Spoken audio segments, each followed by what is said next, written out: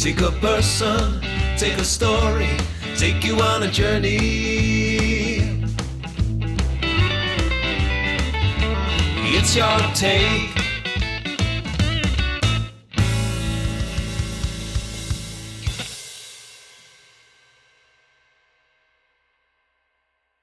On today's Your Take, I'm joined by a British musician who went on to become the drummer of one of the most popular bands of the 1970s. My guest from the new wave mob band The Jam in the early 1970s. At the height of the band's success, my guest performed on some of the great songs from the era, including Going Underground, Called Malice, the Eton Rifles, Down in the Tube Station at Midnight, That's Entertainment, Start, and many more. After the Jam disbanded in 1982, my guest went on to perform in various musical outfits, including Time UK, Sharp, and From the Jam. My guest has also been involved in music production, running a studio in Islington. After taking a break from music, he established his own business as a carpenter and restorer of antique furniture. He's written several books on the music scene in the 1970s and early 80s and his experience in the Jam. Today I talked to Rick Buckler. We discuss Rick's childhood and schooling, his love of music and his influences, being in a famous musical three-piece, life after the Jam, and Rick Buckler, the writer. Good morning, Rick. Very nice to see you on this Monday, April morning. Thanks for joining us on Your Take. Yeah, it's a pleasure. No, thanks very much.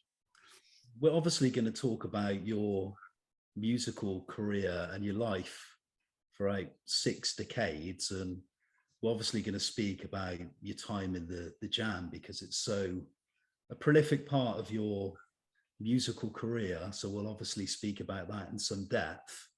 But to begin with, I always kind of like to go back to the early kind of foundations, the roots, where it all started. And we go back to 1955, December the 6th, in Woking in the county of Surrey. And I wanted to kind of begin by asking what life was like growing up in Woking.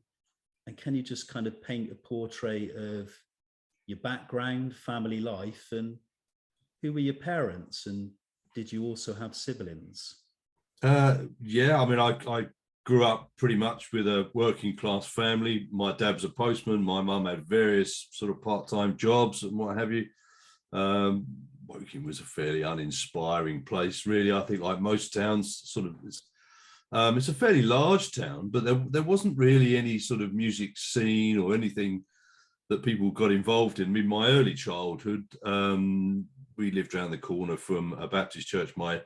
My parents were keen churchgoers, so there was a lot of, up until the age of about 8 or 9, 10. Most of my life evolved around that. So they had a youth club, they had the Boys Brigade, which I joined. It was all that sort of thing was going on in the sort of late 50s to early 60s. And then Woking seemed to change a great deal from then on out.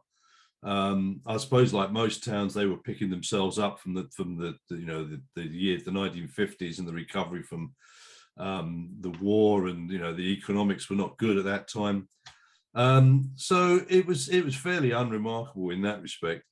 I think Woking is it's a funny place because it's actually quite large. It's got a huge population, but it's really based around fairly sort of conservative, and it's to do with shopping and housing, and I mean there's so obviously London was not that far away from us, so that was really the sort of town that I think people looked to. I mean, it's only 30 miles away, so if you wanted any excitement of any sort, you just hopped on the train, you went to London. So Woking is, I suppose, to a certain extent, still is. It's not very inspiring as a town, but it's okay. I mean, you don't know any different, do you, when you're growing up? So you just sort of absorb that. From the location of Woking, where you were kind of brought up and where you still live to this day, I kind of wanted to speak a little bit about your relationship with your parents. Were you kind of a close family? Yeah, we were really. I mean, I've got three brothers. I've got a twin brother and I've got two older brothers. Um, I mean, my oldest brother, I didn't really know in my formative years because I'm the youngest, right? I'm the baby of the family, if you like. So by the time I was growing up, he was already off to college and university and all that sort of thing. So, but I suppose having a twin brother makes a big difference because you've always got somebody to play with, and so you grow up together, and it's the usual thing. You both get bought the same presents, and it's the usual twin sort of scenario. But yeah, I suppose we were quite close. My dad was hardworking. He was good at sort of keeping the house in good condition. We rented our place. It was a little terrace house. What did your folks do for a living? Well, my dad was a postman. My mum worked at various shops, at Sainsbury's, and weekend jobs and part-time, that sort of thing. So as far like most working class families, there's usually a way of getting around all the usual problems that come along. My mum obviously spent a lot of time, at home doing, the typical mum thing, which is, maybe not quite so prevalent these days, but, being the housewife, I suppose. And, my dad was constantly working, really. I remember, because being a postman, his hours were all over the place. But yeah, it was, fairly sort of standard sort of upbringing, I suppose.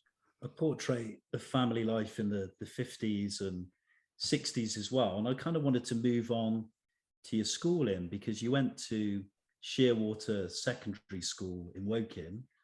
What was your time like at Shearwater? And would you say you were particularly academic? And what subjects did you excel in? I wouldn't call myself an academic, really. I mean, Shearwater School, when Shearwater School, the whole estate was a GLC overspill. And so there was a lot of London kids, very streetwise kids.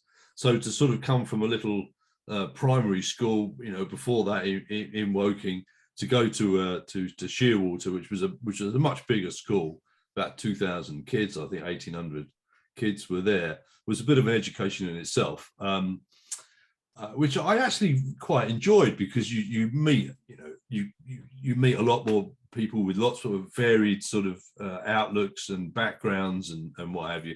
So I generally quite enjoyed it as socially, certainly.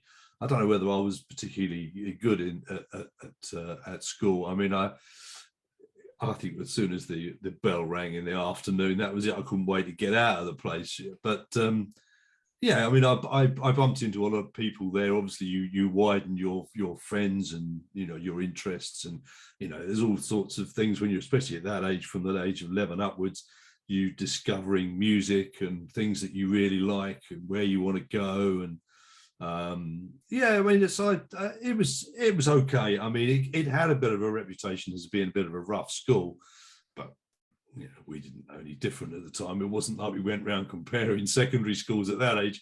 We just got on with it. So, but yeah, it was okay. I mean, it was a couple of 3 miles away from where I lived, so we had to make our own way to school, and but yeah, I mean, there were some good teachers there as well. There was 1 or 2 teachers that really didn't care, and there were some that were very, very good, who engaged with the kids.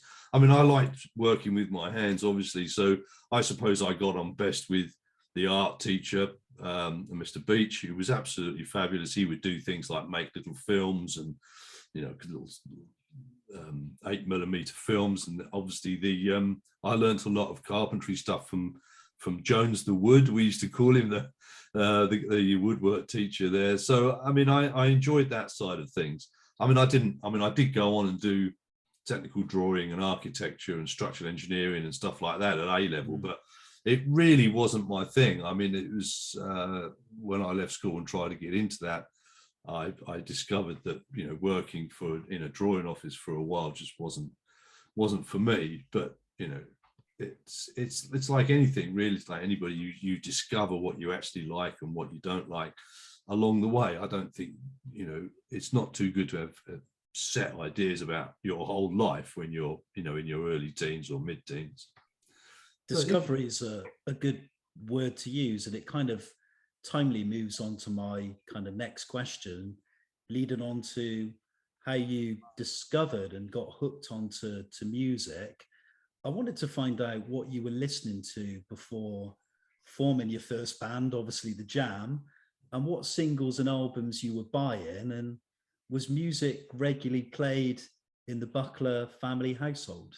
Well, still, I mean, in my formative years, I mean, look, radio was king still, you know, I mean, we didn't buy a lot of records at that time, you know, we didn't have a record player or anything like that. I mean, my older brothers, they used to bring back records. They were more into that. So that's how I got into the Beatles and the Stones and, you know, them, which, you know, Van Morrison, early band for him.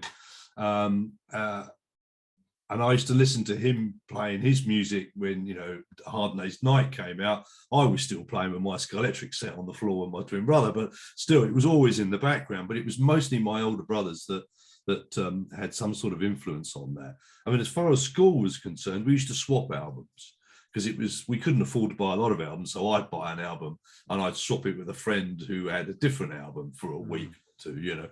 But I suppose the bands that were around at that time. I mean, you know, even Elton John was around, you know, at that time. He seems to have been around longer than Moses, that guy. Still going strong today, to this very day. And absolutely. But yeah, there were bands like Procol Harum, obviously David Bowie was sort of emerging. Some of these, you know, Led Zeppelin, they were the exciting things at the time that we were sort of discovering.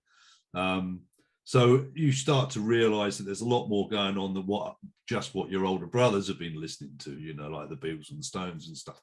Excuse me. So it is a journey of discovery, and some albums you like, some people you don't. Obviously, you start to go to some of the local gigs. I mean, the place for us to go was Guildford Civic, which they used to have a lot of strange things on, people you've never heard of, you know, at the time. I mean, I actually went and saw Genesis. I had no idea who they were. I wanted to go along to see the support band, but, you know, we stayed for the main act, which was Genesis. And I didn't like them because I didn't know anything about them. I didn't relate to any of the songs that they played or whatever, because I've never heard of them before. But it was just exciting to go out and do that sort of stuff. And it's a shame that Woking still to this day doesn't really have a venue which which you can go to, not a proper venue. There's a lot of pub things going on at that time, but it was you know, nice to sort of to be able to sort of go on the train, get into London and start discovering all these little things that you read about at the back of the NME and Melody Maker and Sounds magazine and stuff. And then you start discovering that you know, not only were there bands that were, you know, at the top of the, you know, the charts or whatever, but there were bands at grassroots levels. So I suppose from that, you know, being into music and like listening to music, well, I want to take this a step further. I actually want to get involved in playing as well. So by the time you know, I got to know a few friends at Shearwater, it was you start bumping into people with similar interests, obviously. And there was a guy there called Avery, the music teacher, who would let us use the music room at lunchtimes to swap albums and to have ideas. And there was a few guitarists there and a few drummers and, you know, budding musicians of various caliber. And so that's really how it starts. I suppose like a lot of bands, they either get together at university or secondary school or college or something, and you think, well, I'd like to get involved in this, you know. So that's really how it is. And I bumped into Paul and Steve Brooks, who were doing like a little acoustic duo at the time. Nearly all covers really of other people's stuff, and they were sort of hoping to get some shows around some youth clubs or anything that you know, we could do. So long story short, I ended up playing drums for them because, you know, I don't know why, but my ear was always drawn to listening to the drummer. So that sort of got me involved in actual sort of playing live and stuff.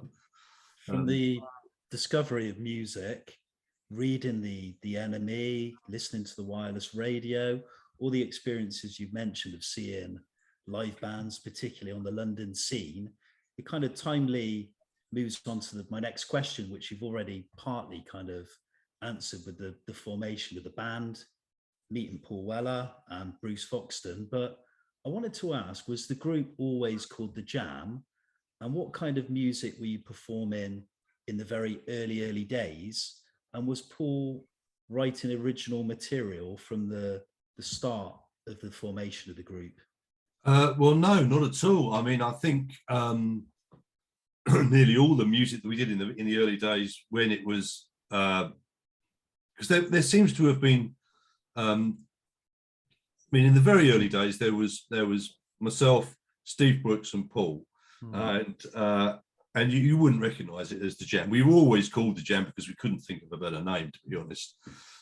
We thought, well, one day we'll think of something better, and then we'll junk this name, and we'll, but we had to have a name to sort of go out on, to do shows and stuff for, put on our sort of hand-painted posters and whatever. But the band sort of evolved, and we had another guy called Dave Waller. So we were a four-piece for a little while. But nearly all of the songs that we did at that time, they were all covers. They're all rock and roll numbers, pretty much, Chuck Berry and that sort of thing. Because it was easy. We could get a whole set of music together without any problem. I mean, when I sort of got involved in the very early days, Paul just gave me a stack of Chuck Berry records and said, listen to them, I mean, it's all 12 bar. I mean, all they do is you could do a lot worse. In fairness, they're great records, and absolutely tremendous lyrics as well. What a lyricist! Yeah, I mean, I think we learned a lot from how to structure a song, how to to do the verses, chorus, middle eight sections, intros, outros, everything from Elvis Presley. I mean, there was like the Jailhouse Rock, how it just bang, it just starts. There's no mucking about. Because don't forget, at that time, that a lot of the progressive rock artists had huge, overblown intros and long albums, and double albums, and triple albums, and all this. But then we looked a lot at the sort of 2-3 minute song things that were going on. And the more shows we started getting, once we'd done a few youth clubs and county fairs and that sort of thing, we started getting work in social clubs and workingmen's clubs and that sort of thing. And of course, obviously, what went down well was numbers that people knew, they were familiar with, which was a lot of the 60s stuff. And so we, as a sort of, the turn for the evening, we went down reasonably well, because that's exactly what we played. So we weren't anywhere near the Jam that people would recognize generally. We were just a covers band. I mean, we had some really ridiculous stage outfits, we did anything to try and get noticed. So we thought, well, if we all wear the same kit, we'll get noticed. Though we'll remember those guys, the ones with the white satin jackets or the white kipper ties and that sort of thing. And that's how the sort of uniform thing started with us and how we looked. We wanted to identify ourselves, on the look as well. It soon moved on to the suits, because obviously the Beatles, that's what they would do. So we thought that's a good idea. We'll pull that one. But we were after our own identity, I suppose, really. I want to talk about identity, fashion, culture, and kind of the band's look, because I wanted to ask you why you were all particularly keen on the mod cultural scene and kind of reviving that, and what particularly inspired the band's look and its musical style. Well, like I say, I think it was to get noticed was one thing. So we already had this idea that, and it had to be inexpensive and something that we didn't feel embarrassed to wear. We weren't particularly into this, the sort of glam look that was coming up, that was, you could see on Top of the Pops, with Mark Bolan, and we weren't into the Bay City Rollers look or anything like that, although they did have a uniform sort of look about them. So and mod just seemed to fit. I mean, it was sharp, it was inexpensive, it looked good. You know, it was easily available to get the clothes, and so it sort of started from that, really. I mean, Paul was more into the sort of Steve Marriott look with the haircuts and, you know, that sort of thing. But I think it did work for us. I mean, especially when we moved into London, we started playing into the club scene. I think people identified with us straight away because even the Feel Goods were doing that. They had, although they had shabby suits and it looked a bit sort of lived in, you know, we didn't. We tried to look a little bit smarter than that. So and I suppose in a way it was a little bit of a throwback to the music that had influenced us from the 60s, what we were, you know, what we were sort of based in at that time. You know, we were doing, even at the early shows in London, we were still doing cover versions of, you know, Slow Down and, you know, that sort of stuff. I mean, and it sort of fitted in with you know, what was happening in London at that time, because I suppose we were upbeat, we were fast, it was an exciting gig to go to reasonably, I suppose. We enjoyed playing that sort of music. We were moving away from doing ballads and that sort of thing in the workingmen's clubs, and in the end we just wanted to junk the workingmen's clubs because it just wasn't going anywhere for us. I mean, John wasn't very particularly pleased. John was sort of, Paul's dad was getting us work in the very early days. He was a taxi driver during the winter and a bricklayer during the summer. So he knew all these people in the clubs, in the local workingmen's clubs, because he'd be ferrying most of them backwards and forwards. So he got us to work in these things. And, you know, we were on a pretty good little earner at the weekends, you know, £5 a gig, £10 a gig, that sort of thing. So he wasn't very keen on us going into the London shows because we got nothing. You know, they weren't going to pay you to play at the Greyhound or, you know, the Rochester Castle or anything like that, those little places. So he wasn't that keen on us doing that. But we'd had enough of playing other people's music, and of course Paul didn't really start writing his own stuff, not in any serious way anyway, until after he went and saw the Pistols. Late 1975, early 76, something like that. I can't remember the exact date. We used to go to these all-night concerts at the Lyceum, and Paul went up there once on his own, and the Sex Pistols were on the bill. It must have been a very early gig for them, and they were young guys like us playing their own music to an audience that was mostly hippies at that time. But I think it sort of sparked something to say, well, look, you know, if this is what we want to do, if this is what we want to have our own audience rather than the sort of workingmen's club thing, you know, because people didn't go there to see us. They went there because the beer was cheap. You know what I mean? So it sort of edged us on to sort of, well, we should do this. We should go and play London. Because we were doing the excursions into London, see other bands playing, and so we knew some of the clubs, and we've been reading about it in the you know, the music press. So it was something that we wanted to get involved in. So that's how we sort of got started. I mean, by then the band had been through several changes. Steve Brooks had left long ago. Dave Waller, he had left. We got Bruce involved. We tried various fourth members, keyboard players, and what have you, without any success. So here we were as a three-piece, I suppose, in 1976. Trying very, very hard to sound like a four-piece, because that's what we wanted to be. We wanted to be, you know, like the sort of stereotypical setup, like the Beatles, you know, where you had bass, rhythm, lead, and drums. Fairly sort of silly idea, but, you know, that's how we did it. And of course, when Paul saw and heard Wilko Johnson out of Feel Goods playing rhythm and doing lead at the same time, that sort of opened it up for him, because don't forget, Paul started as the bass player with us, and when Steve left, because Steve was the lead guitarist, I'm trying to box this all in. Yeah, sure. When Steve left, he was the lead guitarist and the lead singer. Paul sort of took on the role of lead singer, but he was playing bass and he couldn't sing and play bass at the same time. He just didn't get on with it for some reason. And Bruce had joined us as the rhythm guitarist. So Paul said to him, look, you know, if you want to stay, I'm now going to play rhythm. And so you're going to have to now play bass. And Bruce was, well, I don't know how to play bass, you know. So but we did have work. And I think that was what kept Bruce in. It was the fact that we were working at the weekends and what have you. So we had that. So he went over to bass.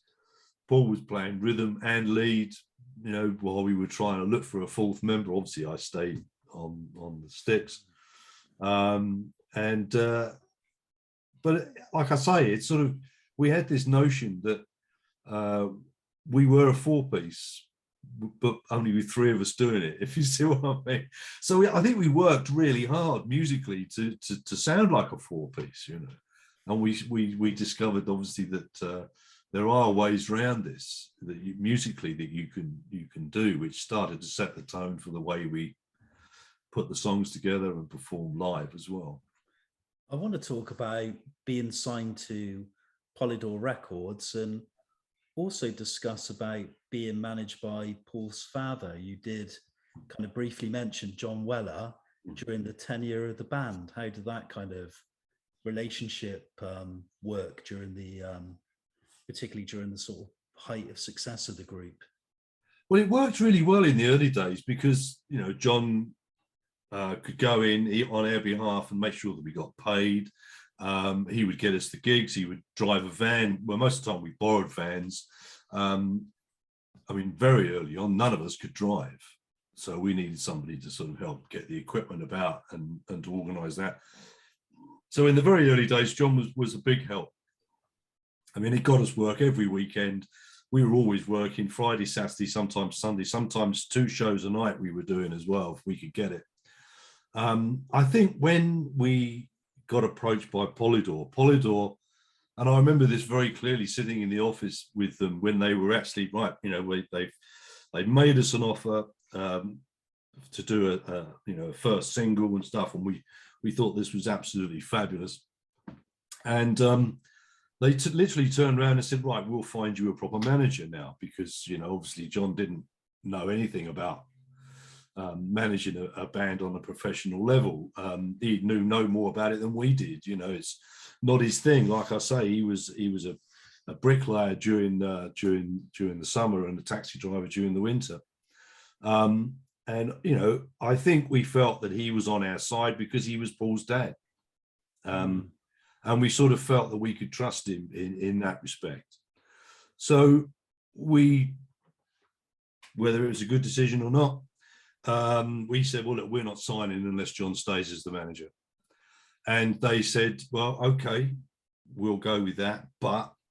And they did, put the proviso in that if John was going to stay as the manager, that he must take advice from the record company. Which I think John obviously started to realise quite early on that he had no idea of how the industry worked. I mean, so the record company got us a decent agent, a decent promoter, a publisher. They even sorted us out with a solicitor, you know, to help us go through the contract side of things. And so really from the moment we got signed, we were pretty much managed by the record company. They gave instruction to John, and John simply carried those instructions out. So, I mean, as a manager, I think if it had been left to his own devices, I think it would have been disastrous. I mean, it did prove to be fairly hard for him, you know, when it came to sort of making proper decisions. In fact, I can't think of any that he actually made off of his own back that were any good. I mean, everything that happened was instigated by the industry, which sounds great. I mean, I think Polydor, they were on our side. We had the same agenda most of the time, but it did mean that from the record company's point of view, as we got more and more successful, they wanted more and more tours, they wanted more product out, they wanted more of everything.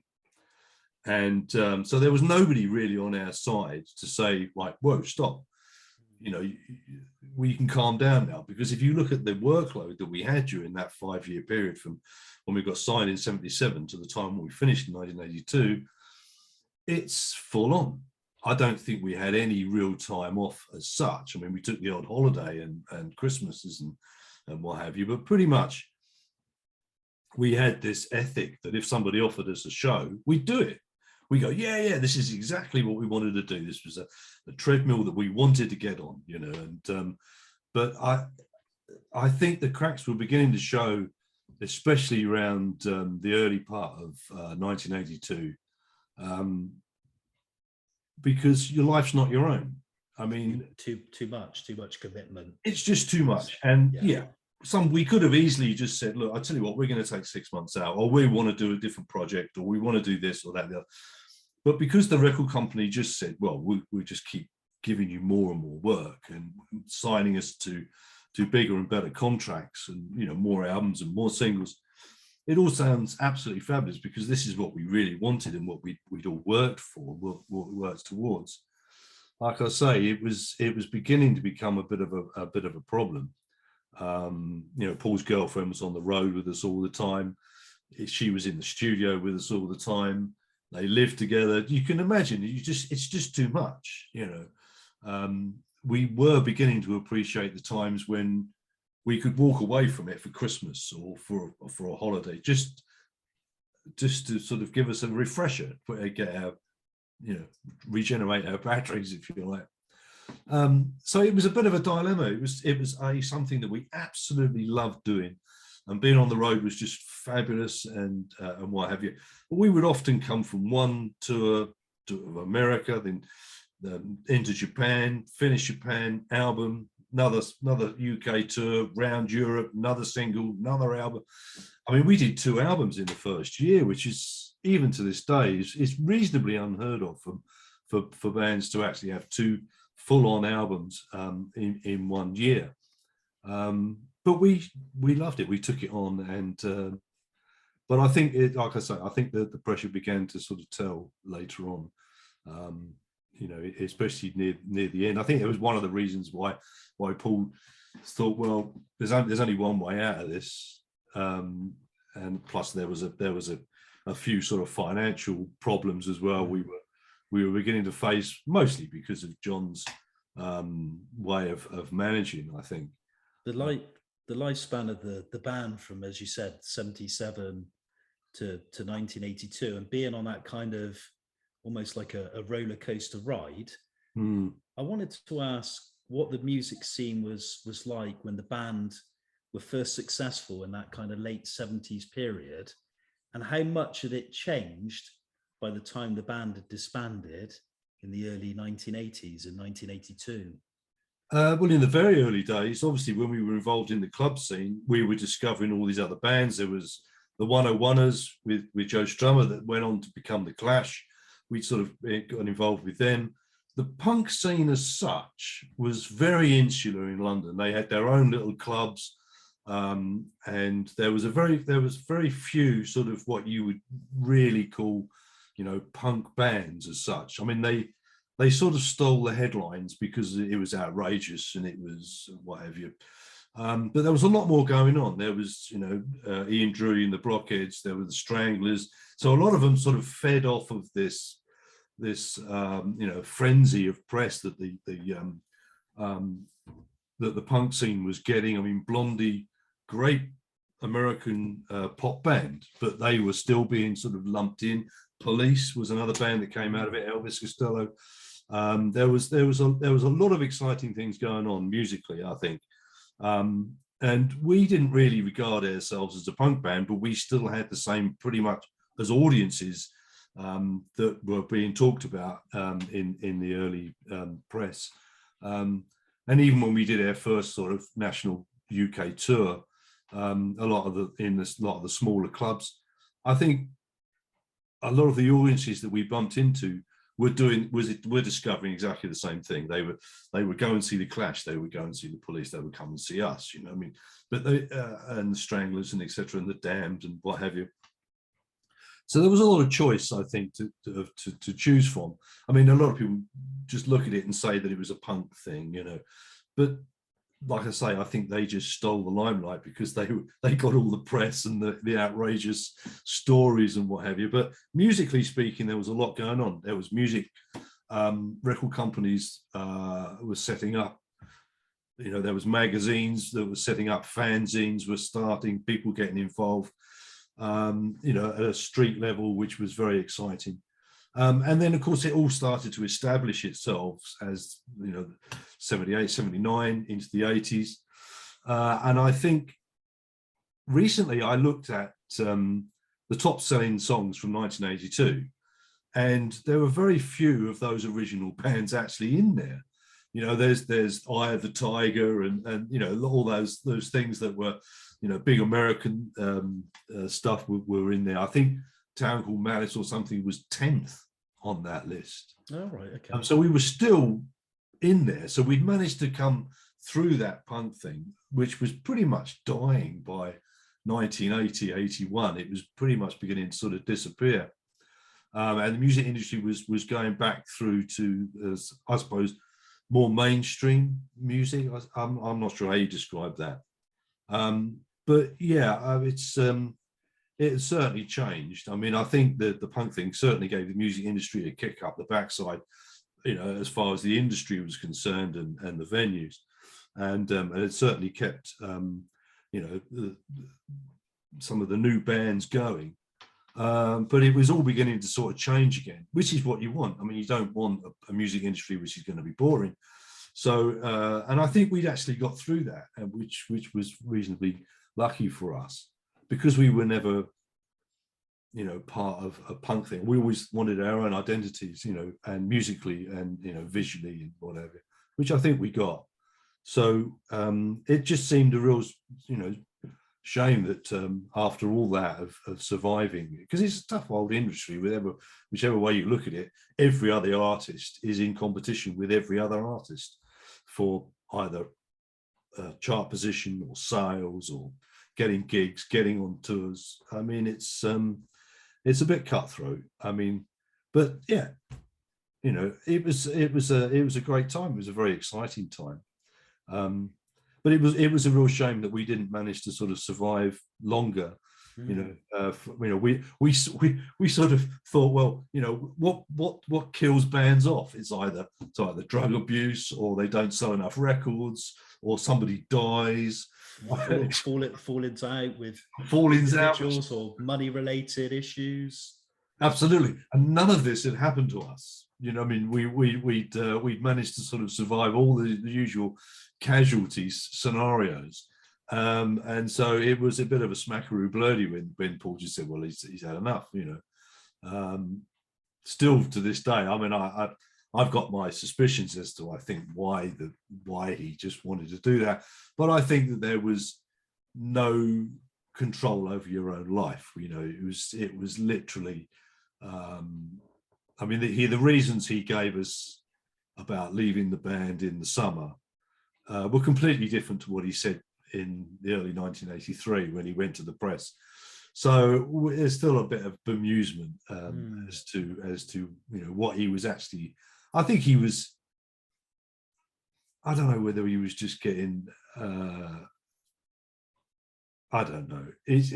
There was a lot of confusion, I think, over the reasons why he did it. There didn't seem any sort of rhyme or reason to it to us as such, because I mean, myself and Bruce always felt, and you know, that there was still life in us. There were still things that we could have done. You know, we were at the top of our game. There was musical ideas and what have you.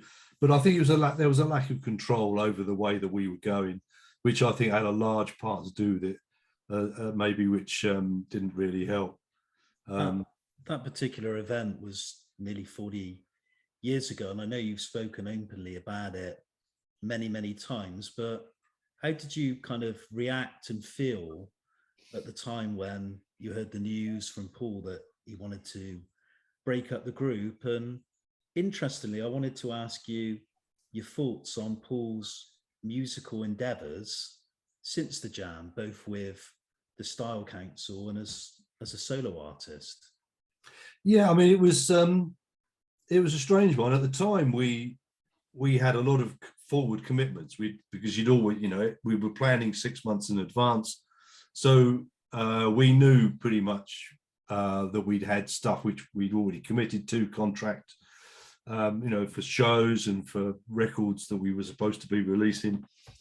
And I suppose in a very gentlemanly fashion and a very civilized way, really, we just thought, right, we'll work this through. We'll make our own scenario on how we end this. We try and have some sort of control over that side of things, which we did. We started to plan how to do the shows, where we were going to finish the shows. The reason that the last Jam album was a live one, which was Dig the Newbury, was because it was an easy way of fulfilling a contract with the record company and saying, well, there's your album, right? It's a live album, but that's it. We don't have to go into the studio. We don't have to write anymore, do any more recording. So that got us out of that one. And we just carried on through the year almost as if nothing was happening. We tried very hard to keep it a secret, but that didn't. It was a secret you just couldn't keep. I mean, after about a couple of weeks or a couple of months, it was out. Everybody knew that we were planning our own demise, and which was a very sort of strange scenario. I mean, the shows were absolutely fabulous. We were playing better than we'd ever done. The audiences were fantastic. The bookings were coming in thick and fast. We were actually starting to turn stuff down, which was unusual for us. We got offered shows at Wembley. It started off with 2, I think, ended up with loads, about 4 or 5. And we had to stop. We had to say, no, we can't take any more gigs. So it was all very, very strange, really. Sort of, I mean, I don't think it was one of them realities that's not really kicking in. I think we thought, oh, maybe Paul will change his mind. Now everything's going so well, and he seemed a little bit happier in some respects. I don't know. It was a strange sort of scenario. I don't think it really hit me, not fully, until after that Christmas, when you wake up in 1983 and you realise that you haven't got a reason to get out of bed anymore. Everything that I'd done for the past 10 years was all based around the band. What we're doing next, where are we going, where shows are we doing, what tour are we up to, what recordings are we doing. Everything was based around that.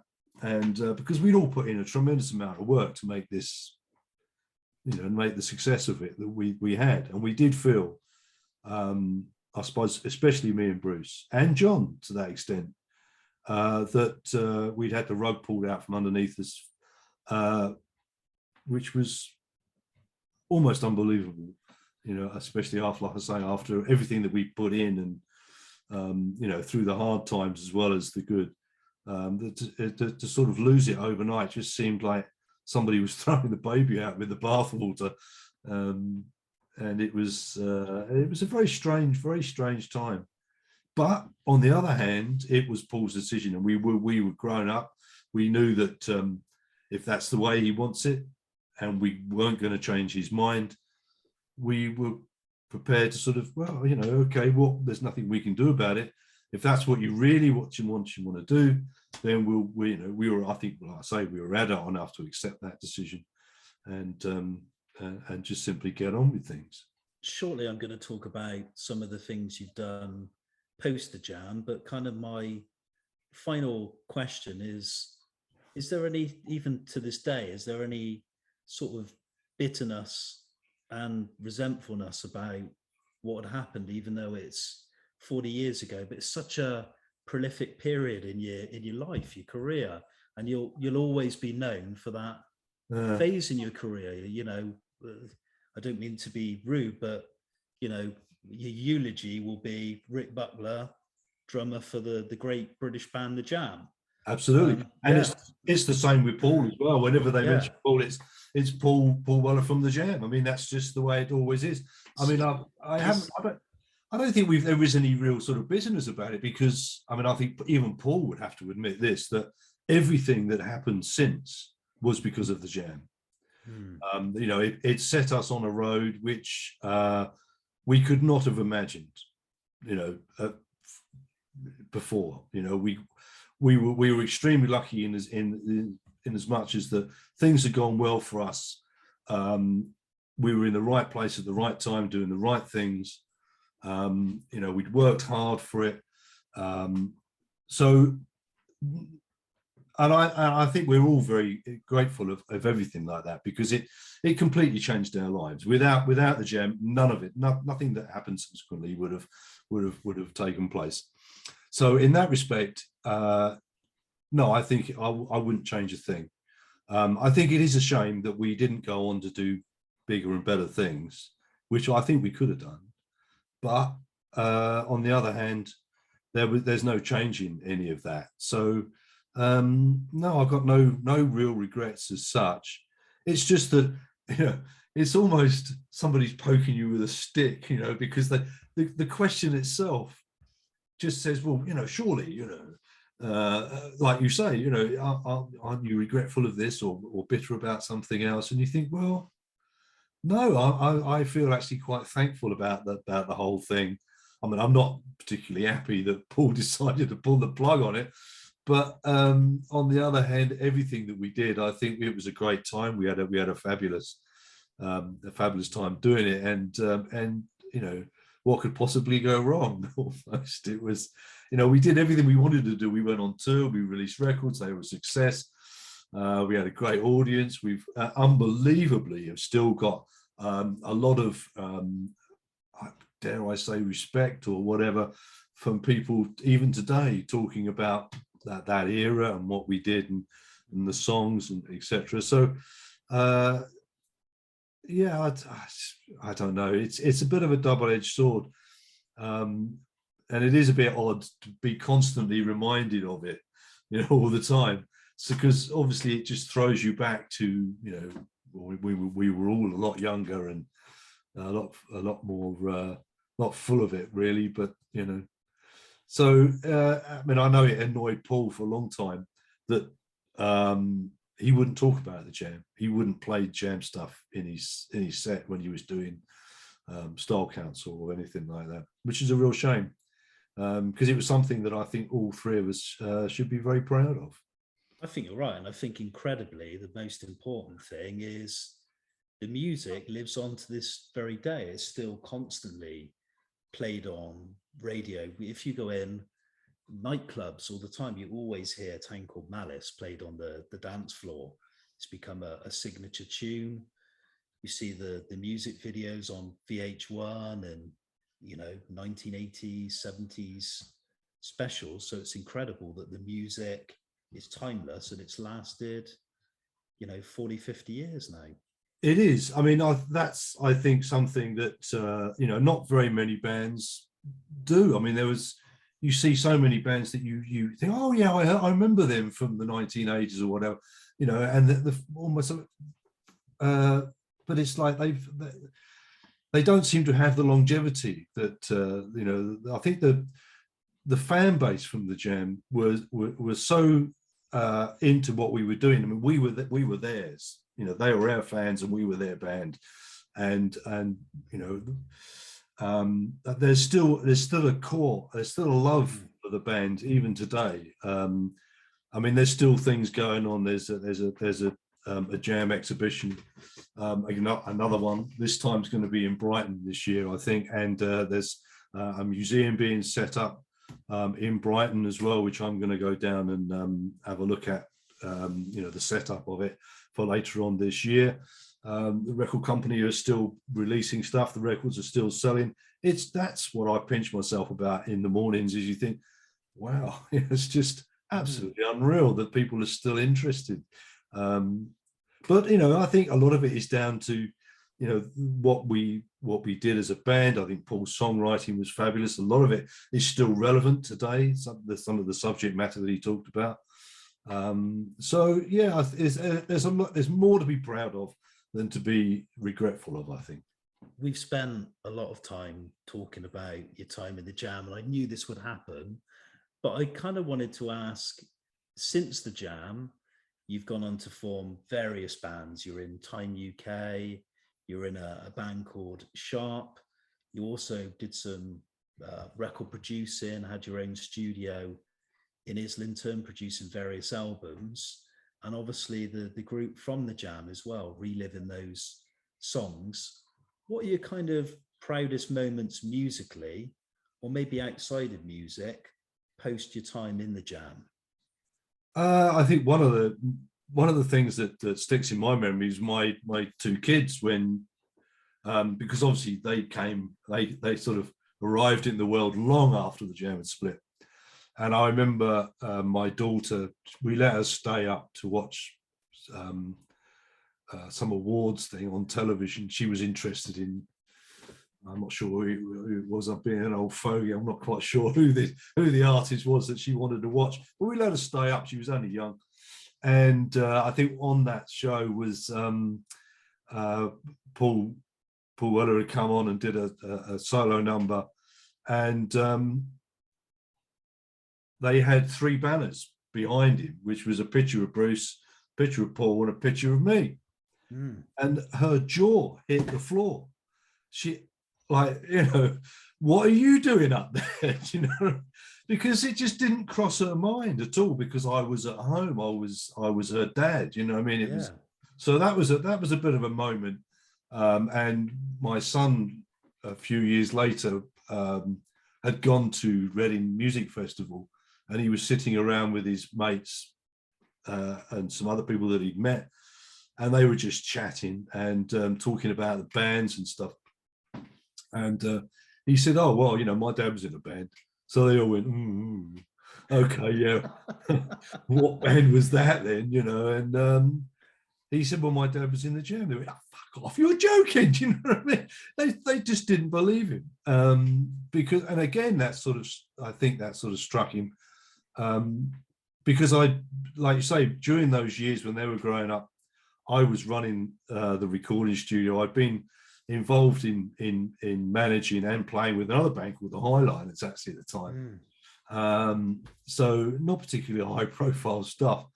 So that was a nice sort of discovery moment for them, because they're into sort of music, but they're into their own things. They grew up with their own artists and people that they followed and what have you. So that's one side of it, really, which I remember those sort of scenarios as being quite fondly, really. There was a moment in your life where you decided to kind of almost take a break from professional music. And in the mid-90s, you set up your own carpentry business. And we kind of spoke a little bit about your interest in and your skills and abilities of using your hands from a young age. What kind of made you decide to kind of walk away and just do something completely different and just have a career change? Well, the music industry did it for me, actually, because I was so, I don't know, I just didn't get on at all with what was happening during the late 80s. I thought, and Time UK, for instance, was a straightforward rock and roll band, but we just didn't cut it in the new scheme of things. Everything was going over to drum machines and computers and synthesizers, and we just didn't fit in with that scenario at all. So I was a little bit disillusioned with music in that respect, not what I wanted to do anyway. So I thought to myself, well, what I'll do is I'll pick up an interest of my own just for a year or two, which was carpentry. I mean, I made my own drum kit at school. My first drum kit that I ever had, I made at school. So I'd always had that sort of skill of like to do that sort of things, making things. So I thought, well, this will be fun. I'll do this just for me. Do you know what I mean? This is a self-indulgent thing. So I pestered a cabinet maker at an antique shop and finally persuaded him to sort of teach us a lot more about, veneering and French polishing and turning and all that sort of stuff, which I did. And I really absolutely loved it. And before I knew it, I'd been doing it for about 8 years. And I thought, well, hold on a minute, I'm never going to become rich doing this. That just wasn't going to happen. So I started at getting back into music, and I bumped into Russell Hastings, who was doing my double glazing windows at the time, and he was a big Jam fan, so he was doing a cut rate for my double glazing, which was great. But he was going out as a sort of solo artist doing Paul Weller songs. So I said to him, well, I'll tell you what a great idea if we got together and me and you, we'll put a little three-piece together, we'll go out and we'll revisit the Jam songs, which is what I did. And we called ourselves The Gift. And I rediscovered the depth of fan base for the Jam. And because we just went around doing all the local little clubs up and down the country, which was absolutely fabulous, and really enjoyed that. So I'd had enough of the antiques, if you like, and the restoration. And of course from there, Bruce found himself out of stiff little fingers through one reason or another. And I said to him, well, why don't you come along and do a couple of numbers with us? Because he was with a band called Casbah Club, I think, and they were supporting us at Guildford University. And I said, well, we're going to be in the same building, we're in the same venue on the same night. So I rang him up and I said, well, you've got to come along and do a couple of numbers, pick a couple of numbers you want to do, rehearse them up. So he did that, and he enjoyed it. I think he enjoyed revisiting the Jam numbers again. Yeah. And then we did a couple more shows with him doing 4 or 5 numbers, then half the set, and then all of the set. And then we couldn't get rid of him. So we decided, well, we just changed the name of the band. So we changed the name of the band to From the Jam. And, there was 2 of us then. And we tried the same trick with Paul. We said to him, very difficult man to get in contact, by the way, even for us, So we tried contacting him and said, well, why don't you jump up and do a couple of numbers with it, just for a laugh, just for the fun of it, not reforming, don't have to get very heavy about any of this, right? And I won't tell you what he said, but it wasn't yes anyway, which was a real shame, because I think it would have been a great opportunity for, to do something which he probably would have enjoyed, really, more than anything else, right? Forget all the politic and all the other stuff that goes on around it. I mean, just as people, just say, do it for because I'm sure you would enjoy it. But anyway, that didn't happen. And I'd sort of had enough of, I'd beginning to have enough of, From the Jam by that time, because we were, and probably still are, regarded as a bit of a tribute act to our own stuff, because that's all we did. We just go around and around playing. I just really wanted to revisit the numbers. I didn't really want to, become part of something that just, it becomes a bit sort of cabaret and clubbish when you sort of keep doing this.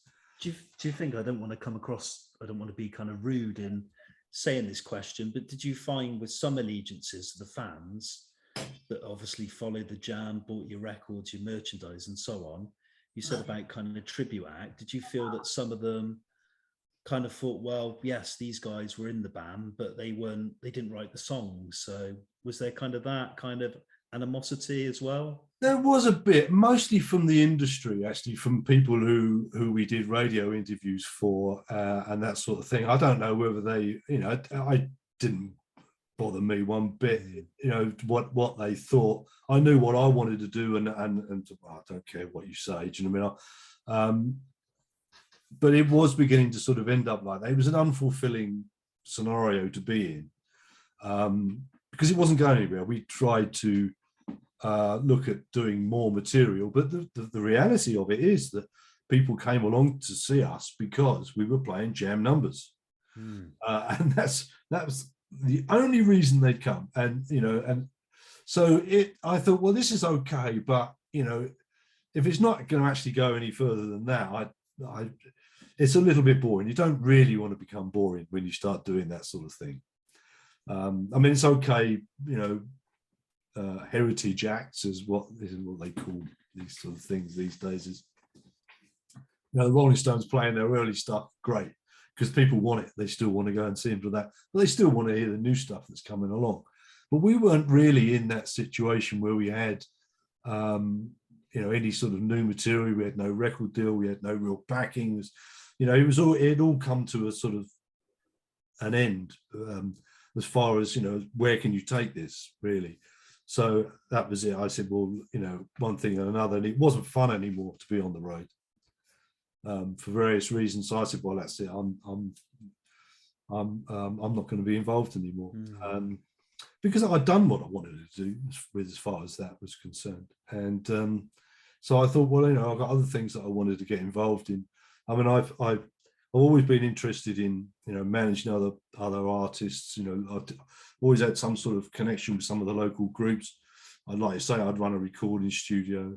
I wanted to write my autobiography as well. And I've written several other books. In fact, I'm writing another one now with a friend of mine called Zoe Webb, Zoe Howe, sorry, which will hopefully be out later on in the year. So I don't know. I just find them a little bit more engaging, and I just like doing that because it's, plus they make me an offer I don't understand, so I'll take that. But yeah, it's trying to keep it interesting. I think I wouldn't want to keep doing the same old thing, going round robin on all of that.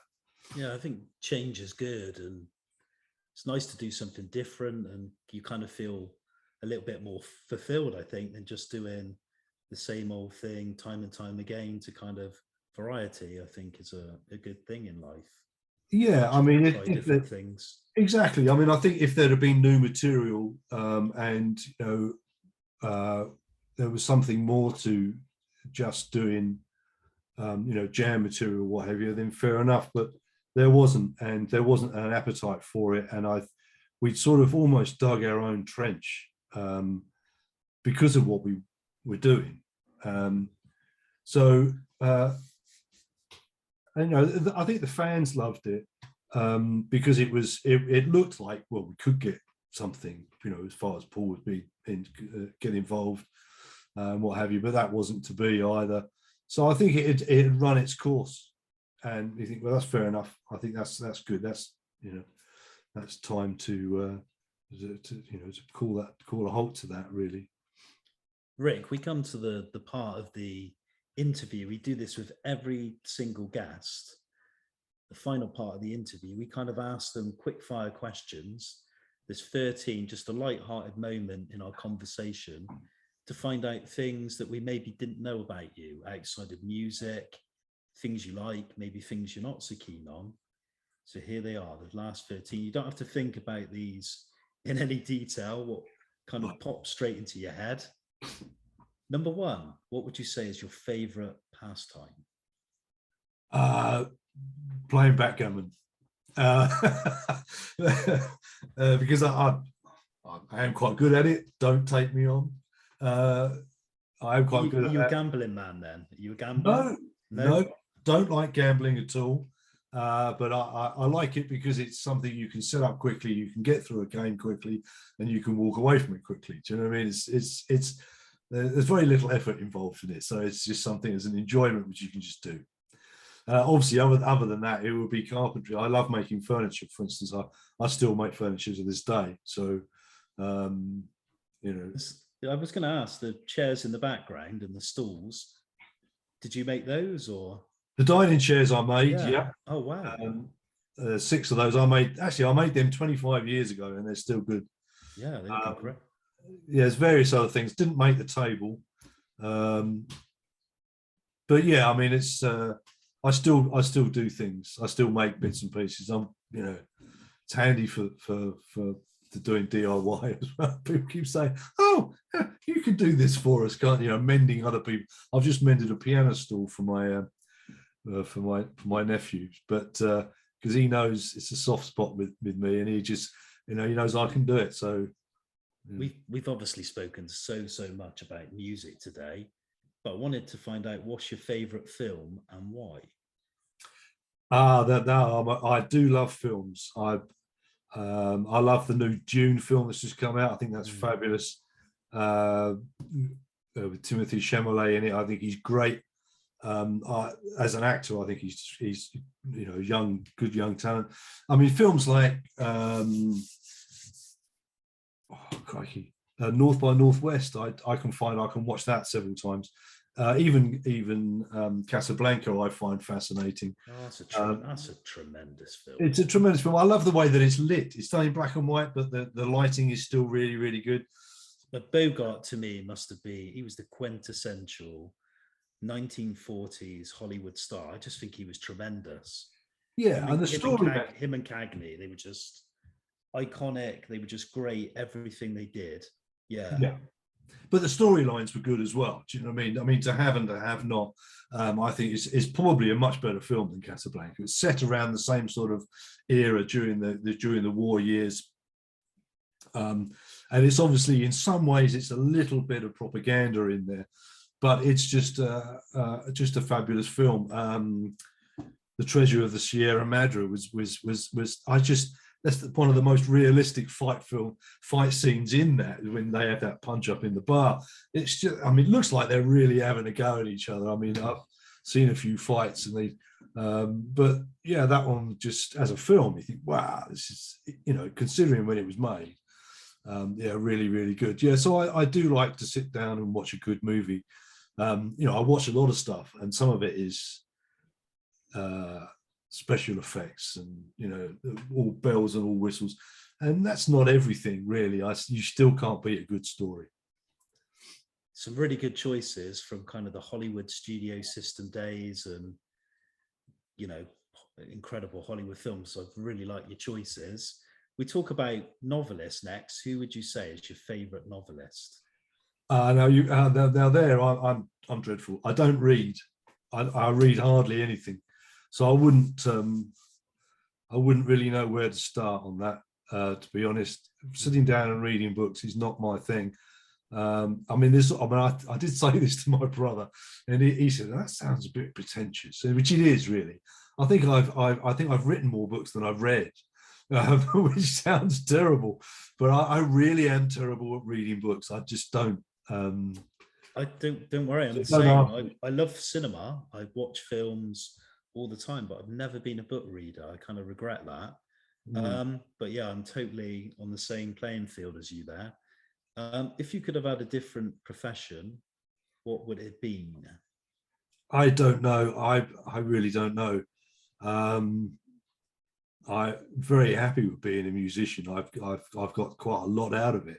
I mean, it's the amazing thing about it is that it's opened up loads of doors for me in lots of other ways. Either recording studios, or managing other bands, or being able to write books about the subject. So in that respect, I can't think of anything that I would replace it with. Even though I like maybe some sort of suave backgammon player, going around Monte Carlo or something. I don't know. That's all fantasy. That's complete fantasy. You should write a screenplay around that idea, maybe. Well, there's an idea. Yeah, maybe I'll put it on the list. Novel. Who in life next, Rick, would you say is your greatest inspiration? Well, now that is a tricky one. I don't know. I mean, I like things to do with history, and I've, especially recent history, modern history, I suppose. And you see people doing the most, tremendous things under circumstances, especially, what was happening during the Second World War, sort of,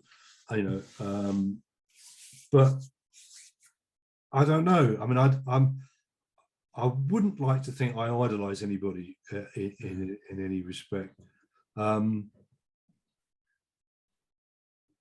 I don't know. That again, that's a really tricky one, Crocky. I mean, I like, people who have, I suppose, pushed the boundaries of their art. Maybe, I mean, a particular, Matisse, maybe as an artist.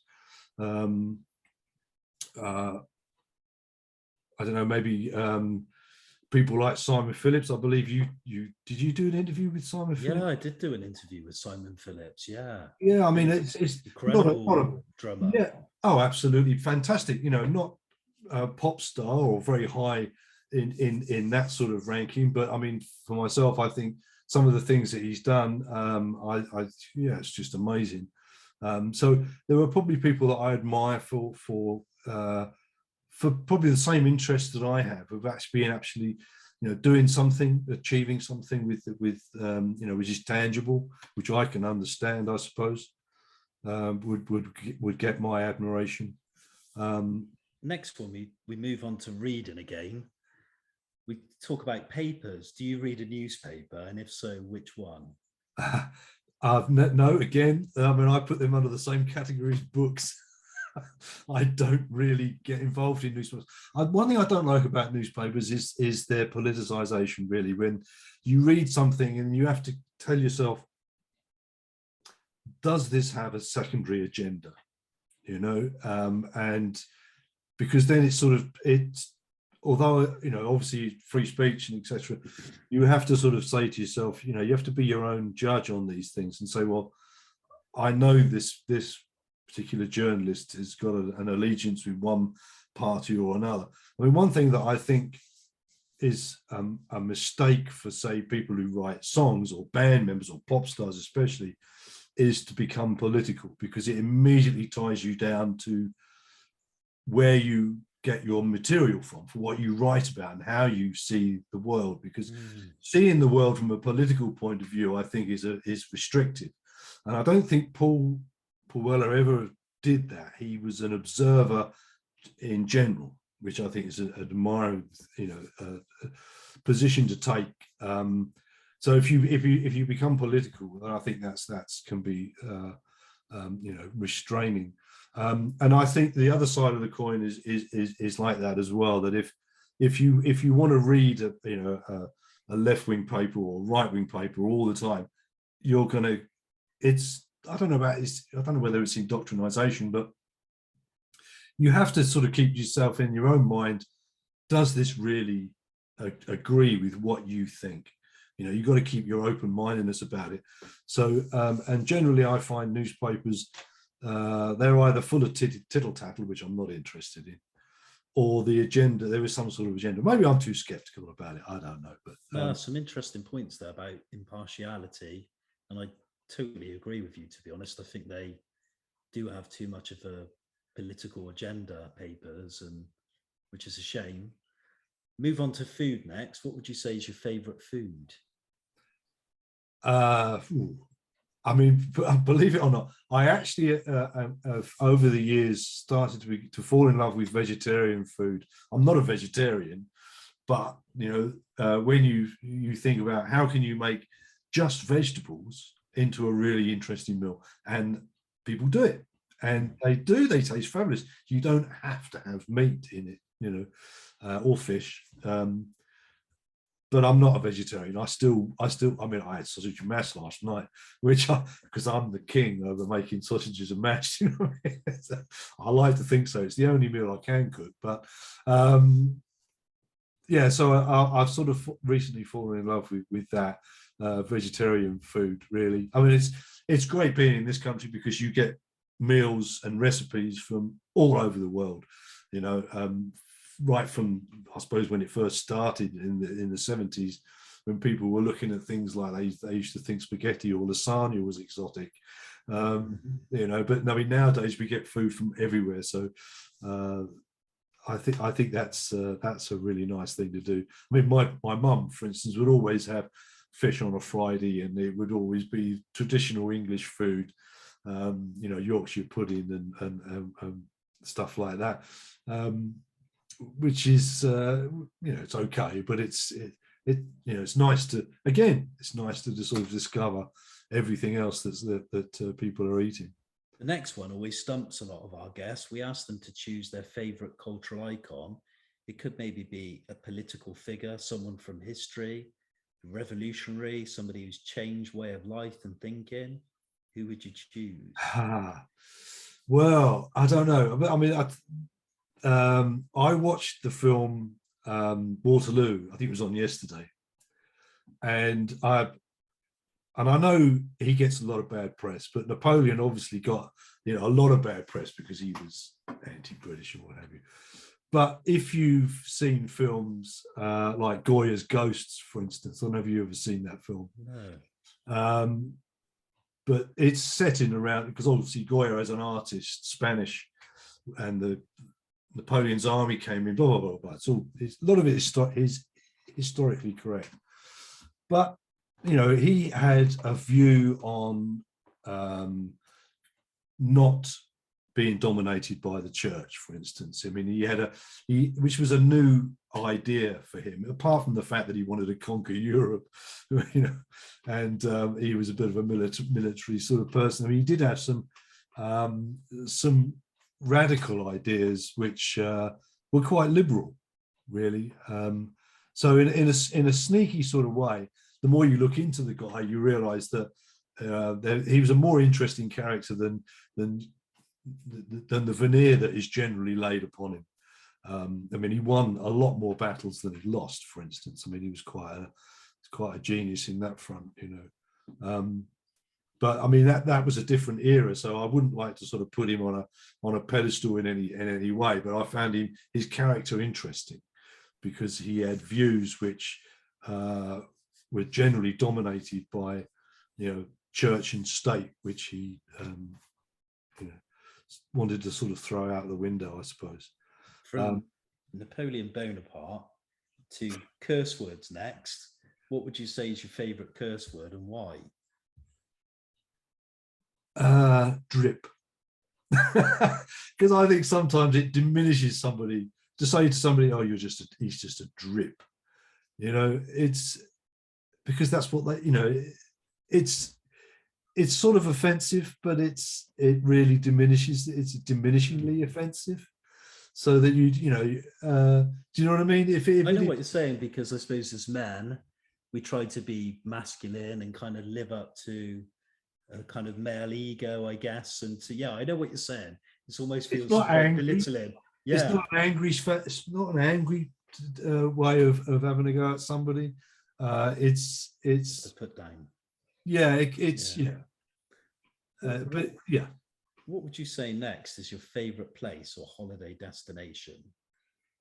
I like France a lot. Probably more so in recent years. I've got a friend of mine who's a historian, written a lot of books about Normandy invasion.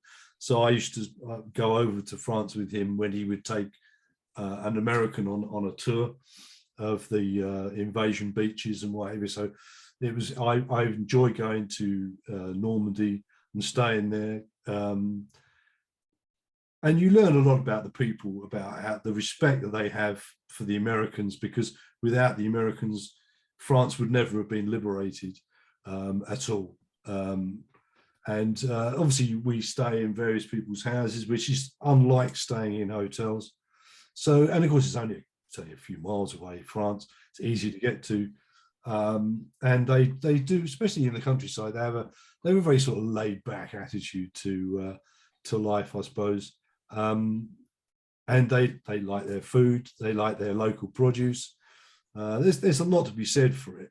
I'm not keen on Parisians as such, but I think they're like most big city dwellers. They're a little bit separate, you know, Londoners are to everybody else or whatever. But not that I don't like Londoners. It's just I think country folk tend to be sort of a lot more down to earth, and they say what they mean and mean what they say. Tricky question to ask you. Who would you say, sorry, is your favorite music artist, and what is your favorite album?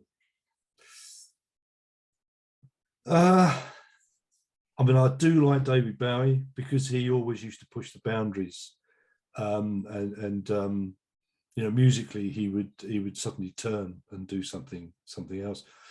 People like Peter Gabriel, I think, because he tended to sort of bring in the visual side of things as well. You know, he was more of a sort of modern artist as far as, you know, making videos and television presentation is concerned. That even that came from him. You know, the little videos that he would do with these songs, and it had a certain integrity as well with his music. I think Peter Gabriel, with you know, the stuff that he did. He wasn't after. It didn't appear to be that he was after any sort of real commercial gain. He wasn't sort of sucking up to the industry. He was doing something which he felt just came straight from himself. So I think that's a very healthy sort of scenario to be in. Is there an album you maybe go back to that you think is timeless, that you play on maybe on a regular basis? Or I mean, Pet Sounds by Beach Boys, I think is a fabulous album. You know, even today, it really does stand up, you know, to all sorts of scrutiny, production-wise, song value, everything. You know, it's interesting to listen to. You know, albums like that stand out, you know, above the crowd easily. Even Rumours from Fleetwood Mac, which came out in what, 1977 or something like that. I mean, it was a very long time ago. Still stand up today.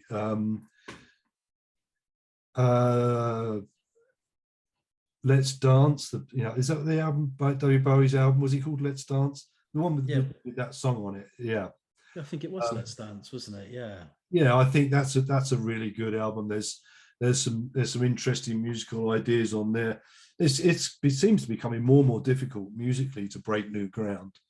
It seems like everybody's done everything by now, but when you do come across something that sounds different, that's got a different approach to it, I think that's worth listening to.